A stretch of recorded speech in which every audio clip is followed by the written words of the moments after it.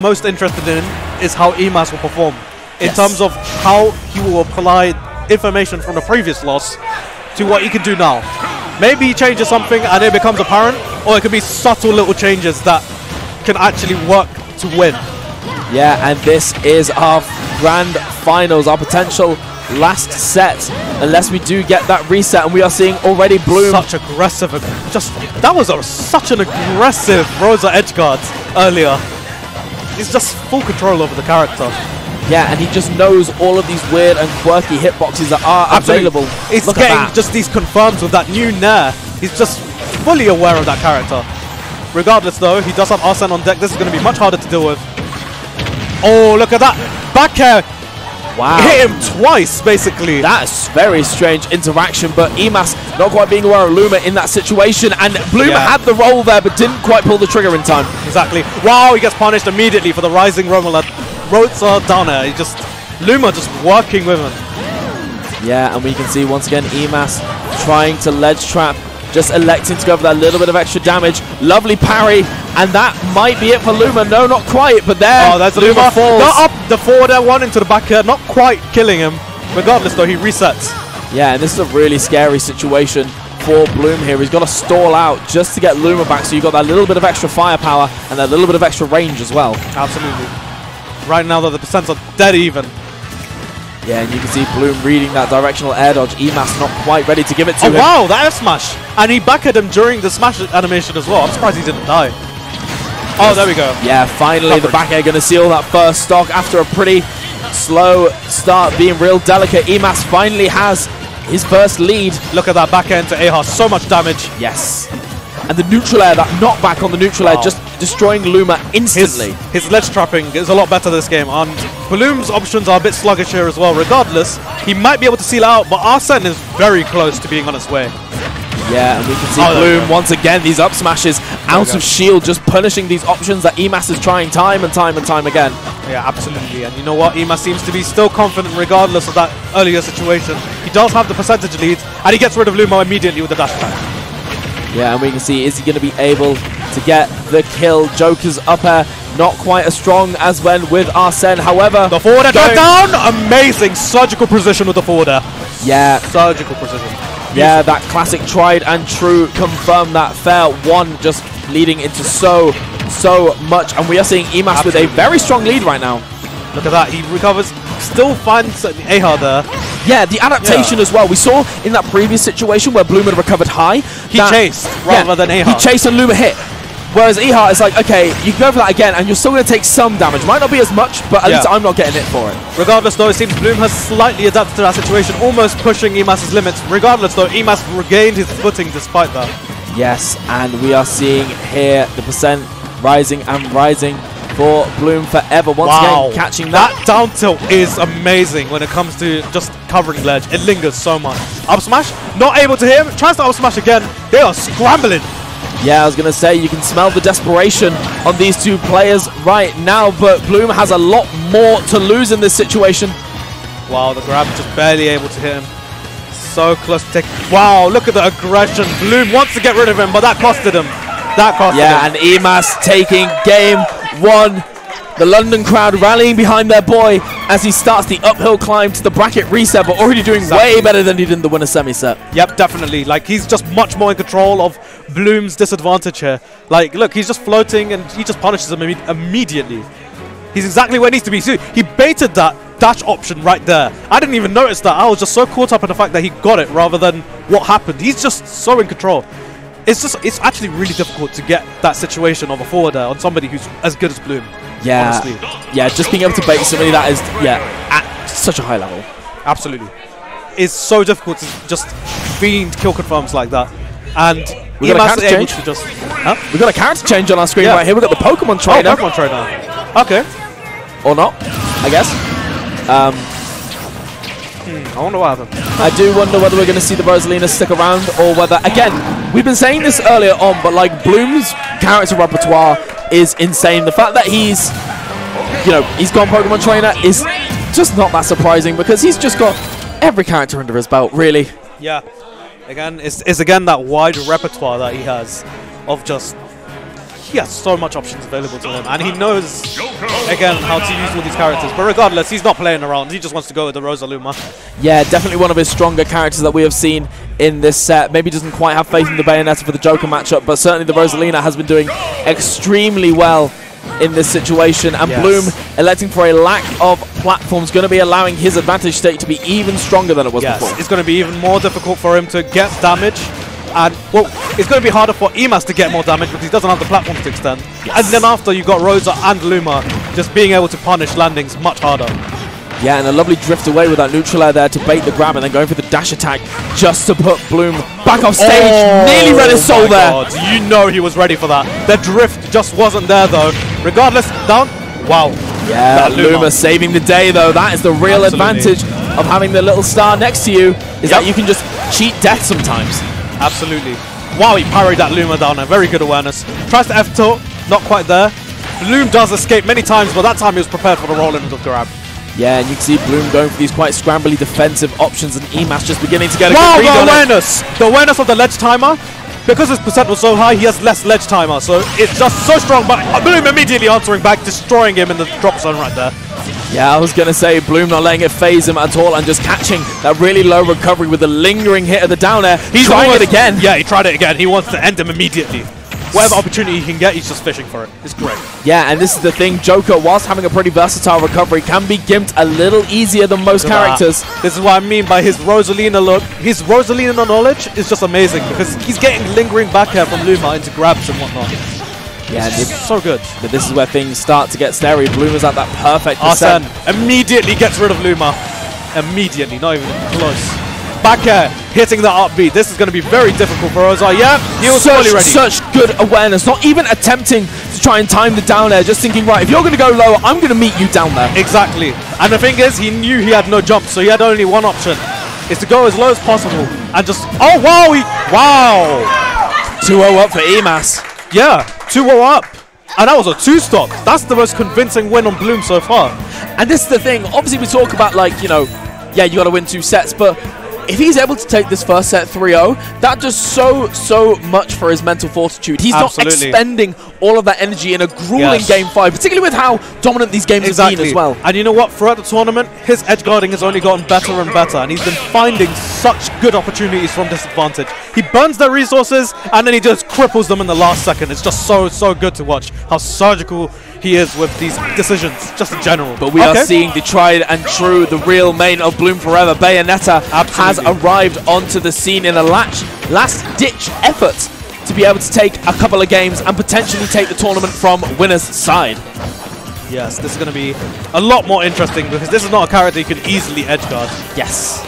Regardless of eMass, very strong lead. But you know that eMass would have studied this kind of matchup, knowing that Bloom maining this character and being the best in the UK. You know he has done his time to make sure that Bloom has got to work extra hard to get anything started against him. Absolutely. Regardless, Bloom does answer back, but he does still have the percentage deficit, and Arsene is almost on the way there. This is a very interesting thing about this matchup. Because of how much multi-hits Bayo has, and how much damage she does, Arsene actually ramps up much quicker than any other character. Yeah, and that's such a terrifying prospect. Bayonetta being really light as well, and the slight disjoint on Arsene's aerials as well means that even the forward air punish was beautiful. He caught that ledge roll and just absolutely destroyed him for it.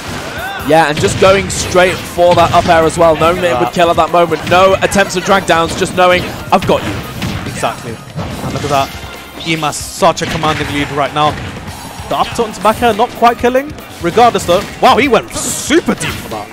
Yeah, I was going to say, Bloom trying to read something that eMass wasn't even in the same book for, just electing to recover high instead. Oh no, he messed up, but it still works! He went for the fair confirm into jab. I even heard Bloom say, oh no, but yeah. Oh, poor thing, but getting that kill anyway. Yeah. And look at that, the percentages are already evened up. Despite that, Arsene is on the way again. Yeah, and you can see a very scrambly situation there. Both players trying to get something started. It is Bloom that manages to get a little bit started. That down tilt was perfect. And you know what? He continues. Despite no confirms, he's able to read exactly where eMass is heading. And he punishes it, that spot dodge. He absolutely destroyed him for doing that. Yeah, such a good call out. And Bloom with the first lead in the set so far, which is really surreal to say. Exactly. This is good. Yeah, just eMass running off that momentum. Look at that. Short loser's run. Going through really, really solid players, aiming to reset the bracket, and is close. However, the percent that Bayo can rack up, the Bat within saving him from that up smash.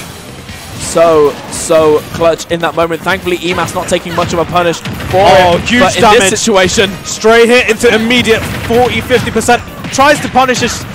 He tries to punish his landing, but he's just gonna take even more. And now he's at kill percent already. Oh, that grab, so unfortunate. That just grabs just don't have that range on shield as they used to. Regardless, they're down to snapping that up B.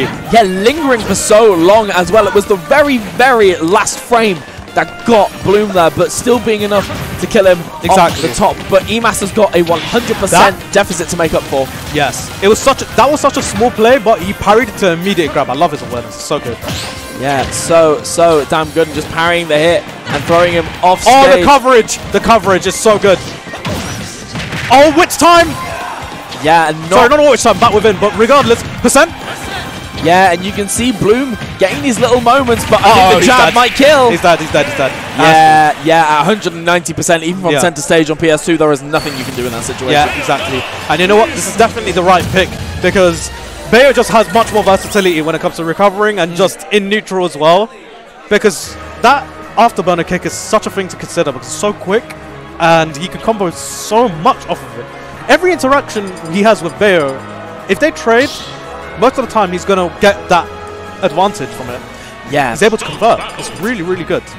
Exactly that. And it's interesting, you know, we were saying earlier on about how, you know, eMass in his run-up to Grand Finals has fought a load of characters with linear recoveries, but Bloom picking Bayonetta in this moment has just taken that real strength of eMass away from him. Yeah.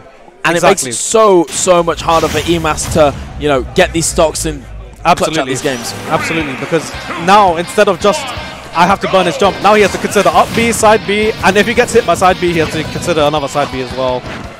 Just like, it's so hard dealing with Bayo, and look at the damage.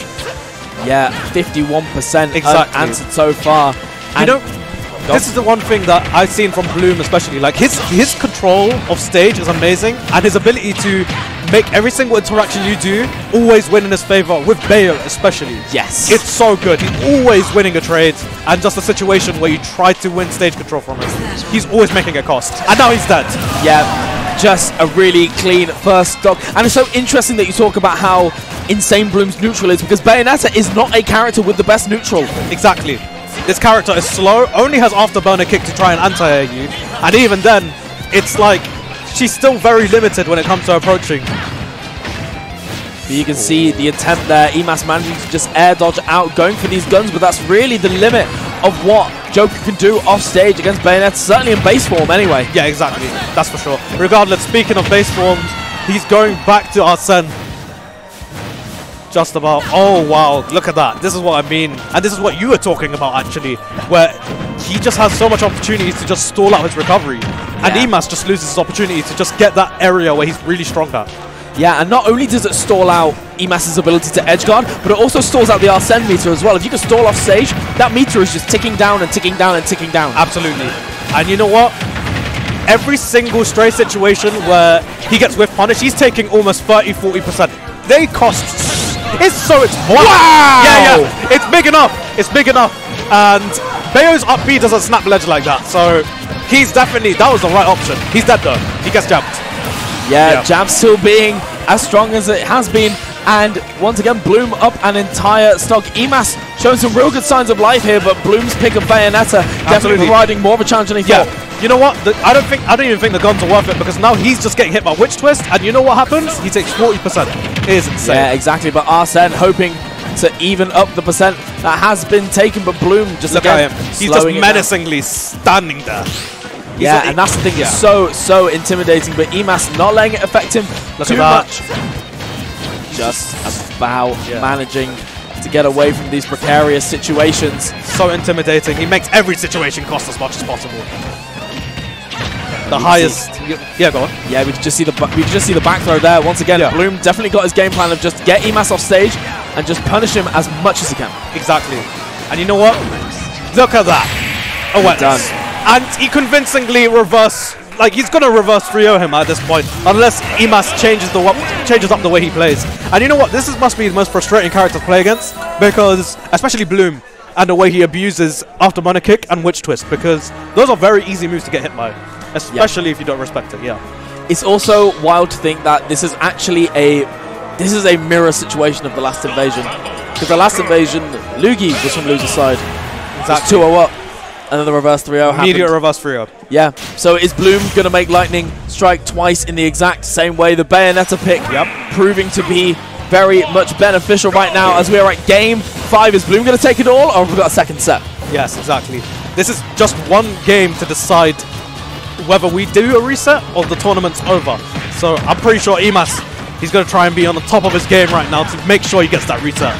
Yeah, he's going to not let the pressure get to him, but already a pretty shaky start, taking 84%. It's so huge.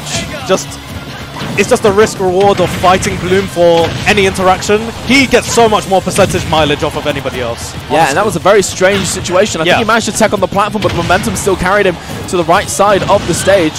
That F-tilt angle is so ugly. He does so much there, right? Wow.